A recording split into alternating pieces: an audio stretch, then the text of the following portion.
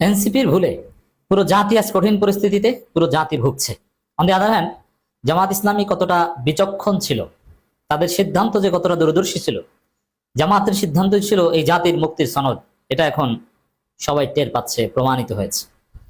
দর্শক, বিএনপি জুলাই সনদ, সংস্কার, গণভোট এগুলো নিয়ে নাটক করছে, জাতির সাথে প্রতারণা করছে, বিএনপি বেইমানি করছে। বিএনপির ইতিহাস বেইমানির ইতিহাস।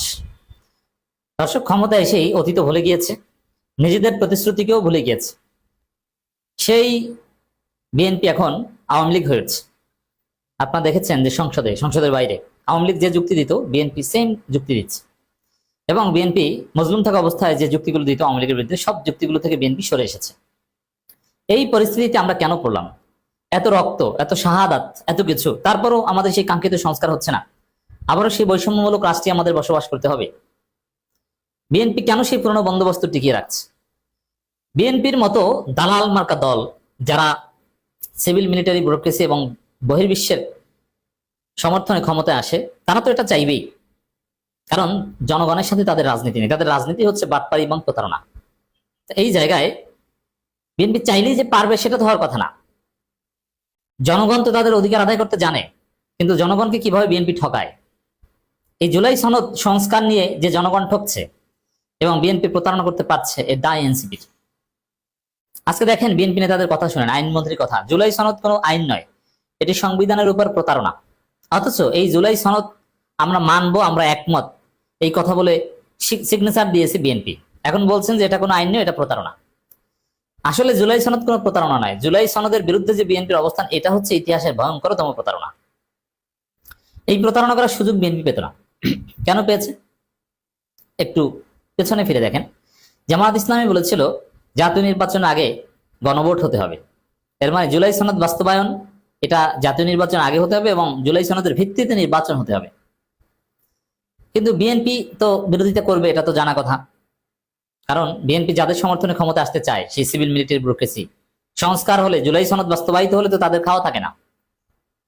এ কারণে তারা জুলাই সনদ ঠেকিয়ে দিতে চাইবে, ইটস ট্রু। কিন্তু বিএনপি জাতীয় নির্বাচন এবং গণভোট একই দিনে চেয়েছে এবং একই দিনে হয়েছে। বিএনপি কেন এটা আদায় করতে পারবে, কেন পেরেছে? এটা আমি মনে করি এনসিপির জন্য। কারণ এনসিপি আহামরি বড় কোনো দল নয়। এনসিপির রিয়াল ভোট 1%ও না, কিন্তু জামাতের সমর্থনে তারা কিছুটা ভোট পেয়েছে এবং 6টা আসন পেয়েছে। এটা পুরো 99% ক্রেডিট জামাতের। এনসিপির ভোট যদি 0.009% হয়, মানে একদম 1% নিচেও যদি হয়, তারপরও 12 ফেব্রুয়ারি আগ পর্যন্ত বাংলাদেশের রাজনীতির একটা কঠিন রিয়ালিটি ছিল এনসিপি। এনসিপি কে বাদ দিয়ে কোনো নির্বাচন করা, কোনো সিদ্ধান্ত নেওয়া সম্ভব ছিল না। এটা ছিল এনসিপি।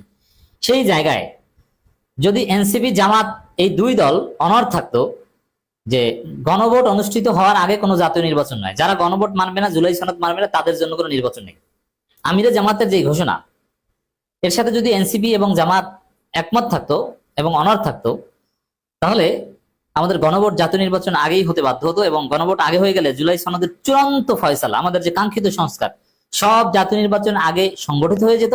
তারপরে জাতীয় নির্বাচন হতো, ক্ষমতায় বিএনপি আসুক, জামাত আসুক, কোনো সমস্যা ছিল না। সংস্কার আমরা আগেই পেয়ে গেছি। এখন তার ভিত্তিতে নতুন বাংলাদেশের নিয়মিত কার্যক্রম আমরা দেখতাম, আমরা দেশটাকে গড়ে তুলতাম, দেশটাকে এগিয়ে নিয়ে যেতাম। আমাদের সেই জুলাই সনদ, সংস্কার এগুলো নিয়ে পড়ে থাকতে হতো না। তো দর্শক, চরমোনাই কিন্তু সিরিয়াস ছিল, জামাতের সাথে একমত ছিল যে না, অবশ্যই জাতীয় নির্বাচনের আগে গণভোট হতে হবে।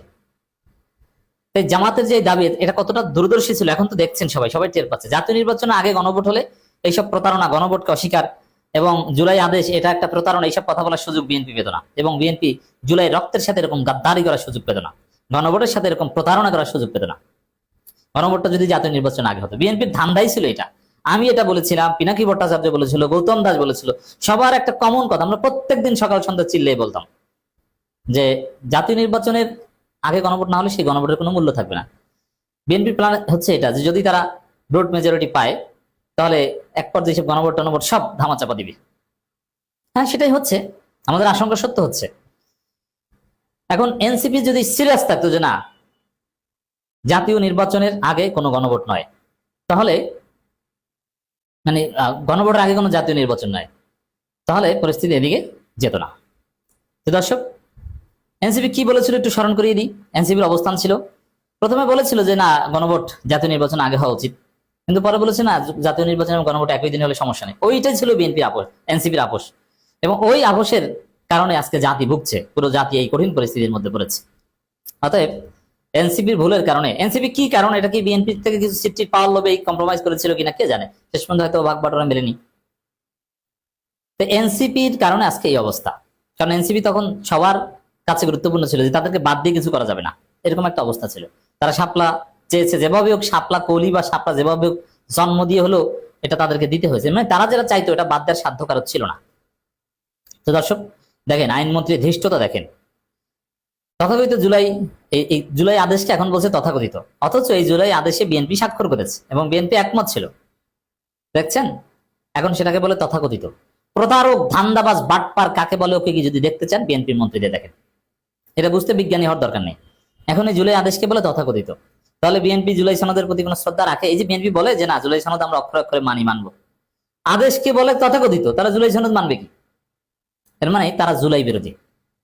ভারতের দালাল, সিভিল মিলিটারি ব্যুরোক্রেসির বাইরে কিচ্ছু করতে পারে না, তাদের কাছে ধরা। জুলাই আদেশকে বেআইনি, ভিত্তিহীন ও কালারেবল লেজিসলেশন অভিহিত করে আইনমন্ত্রী আসাদুজ্জামান বলেছেন এটি মূলত সংবিধানের উপর একটি প্রতারণা, ফ্রড অন দি কনস্টিটিউশন। তাহলে কি বোঝা যায় ওই যে হাসিনার সংবিধান, ৭২ সংবিধান, ওইটাই হচ্ছে মহান পবিত্র, অতএব সেই সংবিধানের উপর প্রতারণা, সেই সংবিধানের ভায়োলেশন, এটা একদম উচিত হয়নি, কারণ ওটা হচ্ছে বাইবেল। হাসিনার সংবিধান কি মধু, বুঝতে পারছেন? অথচ খালেদা যে এই সংবিধানকে ছুঁড়ে ফেলতে চেয়েছিল এবং ৭২ সংবিধানকে কেটে ছিঁড়ে একদম চুরমার করে ফেলেছেন শহীদ প্রেসিডেন্ট জিয়াউর রহমান। আর আজকে বিএনপির মন্ত্রীরা, এমপিরা কি পরিমাণ দালালি করছে। তিনি স্পষ্ট করেন ১৯৭২ সালের সংবিধানে আমাদের ভিত্তি এবং সংসদকে কোনো অবৈধ আদেশ দিয়ে বাধ্য করা যাবে না। দেখছেন, ওই আদেশ অবৈধ আর সংসদ নাকি সার্বভৌম, এটাও একটা বাটপারি।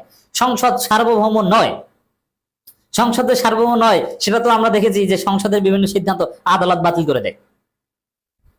সংসদ সার্বভৌম হয় কিভাবে? এটা কোথায় আছে সংসদ সার্বভৌম? সার্বভৌম হচ্ছে পিপলস পাওয়ার, আর সেটার রিফ্লেকশন হচ্ছে জনগণের মতামতের ভিত্তিতে যদি কোনো গ্রহণযোগ্য সংবিধান হয়। অতএব একমাত্র সার্বভৌম হচ্ছে জনগণের ক্ষমতা। তো বিএনপি কোন লাইনে কথা বলছে? আওয়ামী লীগ এবং বিএনপির মধ্যে কোনো পার্থক্য আছে বলে এখানে মনে হয় না।